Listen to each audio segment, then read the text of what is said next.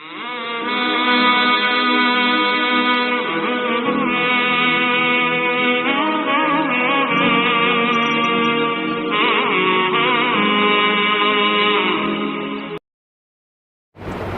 اللہ الرحمن الرحیم۔ ناظرین محترم، السلام علیکم ورحمۃ اللہ وبرکاتہ۔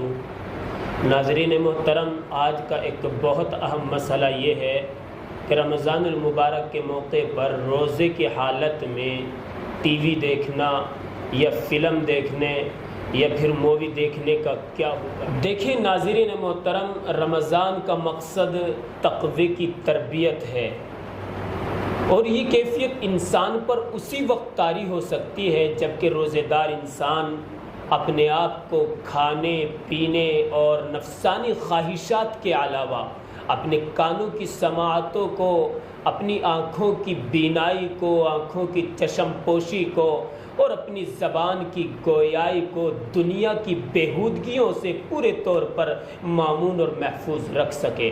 اسی لیے جناب محمد الرسول اللہ صلی اللہ علیہ وسلم نے روزے کی حالت میں چغلی کرنے، بہتان باندھنے اور گالیاں دینے سے پورے طور پر اجتناب کی تلقین بیان کی۔ اب رہا معاملہ یہ کہ رمضان المبارک کے موقع پر فلموں کا دیکھنا کیسا ہے، تو میرے بھائی اولاً تو یہ کہ فلموں کے اندر تصاویریں دکھائی جاتی ہیں جن کے بارے میں حدیث پاک کے اندر سخت ممانعات آئی ہیں۔ دوسرا یہ کہ فحش مناظر بھی بکثرت دکھائے جاتے ہیں جن کے دیکھنے والا گناہ کبیرہ کا مرتکب ہے۔